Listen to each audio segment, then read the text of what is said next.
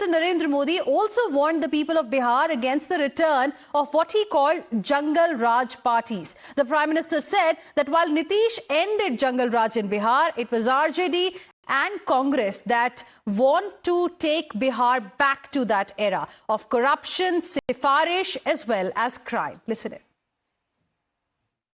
मेरे इस विश्वास का कारण बिहार के आप सभी लोगों का सामर्थ्य है। आपने मिलकर बिहार में जंगल राज का सफाया किया है। यहां के हमारे नौजवानों ने तो 20 साल पहले के बिहार की बदहाली सिर्फ किस्सों और कथाओं में ही सुनी है। Not just that, Prime Minister Narendra Modi also targeted the RJD-Congress alliance, saying they looted Bihar for years, kept the poor and homeless and pushed people into poverty with license Raj and corrupt rule. He further added, for some, Garibi Hatao was just a slogan, but for us, it is a mission.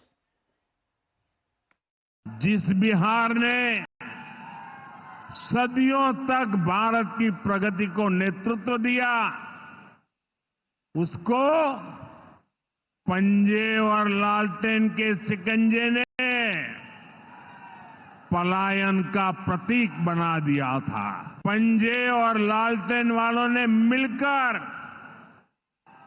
Bihar के स्वाभिमान को बहुत ठेस पहुंचाई। इन लोगों ने ऐसी लूट खसोट मचाई कि गरीबी बिहार का दुर्भाग्य बन गई। अनेक चुनौतियों को पार करते हुए नीतीश जी के नेतृत्व में एनडीए सरकार बिहार को विकास की पटरी पर वापस लाई है। And viewers, on the development front, Prime Minister Modi put the focus on his Viksit Bihar blueprint, unveiling the new Vaishali-Deoria railway line worth 400 crore rupees. He flagged off the Patliputra-Gorakhpur Vande Bharat Express and unveiled massive sanitation projects under Namami Gange worth about 1800 crore rupees. Now, strategically, this election is going to be a high-stakes election. The first after Operation Sindoor, a litmus test for Tejaswi Yadav's popularity and the political entry of Prashant Kishore. The caste censors and Chirag Paswan's Bihar gambit also add more complexity to this context. हम जानना चाहते हैं ये NDA वाले लोगों से, national दामाद आयोग वाले लोगों से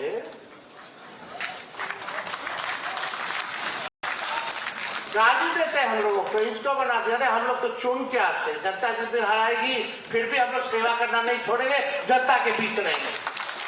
20 साल से है विपक्ष में, 20 साल से हम लोग जनता के बीच है। सेवा करने में हम लोगों का कोई कमी नहीं रहेगा। लेकिन ये नेशनल दामाद आयोग, कल प्रधानमंत्री जी आ रहे हैं। प्रधानमंत्री जी कोई नौकरी देने आ रहे हैं, कोई महंगाई कम करने आ रहे हैं, कोई बेरोजगारी को खत्म करने आ रहे हैं, कोई गरीबी को मिटाने आ रहे हैं, कोई कारखाना लगवाने आ रहे हैं, कोई निवेश लेकर के आ रहे हैं, कोई स्पेशल राज्य का दर्जा देने आ रहे हैं, कोई स्पेशल पैकेज देने आ रहे हैं। प्रधानमंत्री जी भी आएंगे तो बोलेंगे जंगल राज। आदरणीय प्रधानमंत्री जी, आज मेरे सरकारी आवास से प्रधानमंत्री जी को मीडिया के माध्यम से सूचित करते हैं कि कल आप बिहार आ रहे हैं और आज मेरे सरकारी आवास के बाहर गोलियां चल रही है। ये क्या है? ये जंगल राज नहीं। बगल में मुख्यमंत्री आवास है, गवर्नर आवास है, एयरपोर्ट है, कई मंत्रियों का घर है, उसमें जमाई वाले भी हैं, ससुर जी बगल में है, वहां गोली चल रही। बताइए क्या स्थिति बनी हुई है। प्रधानमंत्री जी की प्राथमिकता में जिस तरीके से बिहार दिखता है, ये दर्शाता है कि विकसित बिहार बनाने के लक्ष्य को लेकर मेरे प्रधानमंत्री कितने ज्यादा गंभीर हैं। और जब जब प्रधानमंत्री जी बिहार आए हैं, तब बिहार को हजारों करोड़ों की सौगात देकर गए, और ये ऐसी सौगात है जो धरातल पर दिखती है। भाई, राक्षस राज आ गया है कि जंगल राज आ गया है। लोग जो भी राज है, इस राज से मुक्ति चाहते हैं। लोग लालू नीतीश के 30-35 साल के कुशासन से मुक्ति चाहते हैं। लोग बिहार में रोजगार, शिक्षा और रोजगार चाहते हैं, भ्रष्टाचार का खात्मा चाहते हैं। Let's now tell you a little bit about Bihar elections, viewers. There are 243 seats up for grabs as far as Bihar Assembly is concerned. And here's how the situation was after 2020 Bihar election results. When it comes to BJP, they got 74 seats, RJD got 75, JDU got 43, Congress got 19, CPI-ML got 12, and then total seats 243. So that's how it looked like. This is the seat share here. Let's also get you a little bit about how the vote share really looked like when it comes to Bihar. For the BJP, the vote share was 19.8%. For RJD, it was 23.5%, JDU 15.7%, Congress 9.6%, CPI-ML 3.2%, others 19.4%.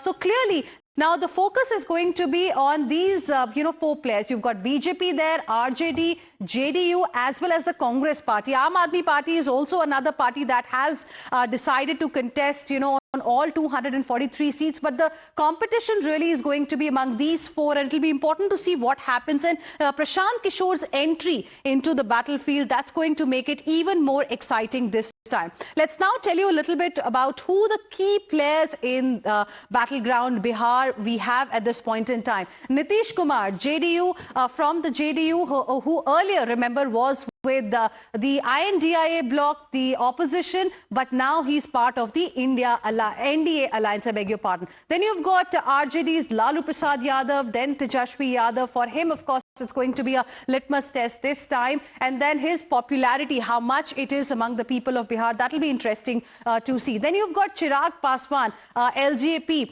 there. And remember now, he, of course, is more interested in the state assembly elections. He says that's what the people really want. So for him as well, it's going to be an extremely important battle. And then you've got this new name here, Prashant Kishore, Jan Suraj Party. Prashant Kishore has got political ambitions when it comes to the state of Bihar. So for him, it's going to be a test of his popularity as well. And then you've got Dilip Jaiswal of the BJP. Again, a very, very important player as far as Bihar is concerned. And with this, we will slip into a very, very short break. But more news and updates coming your way on the other side. Stay with us.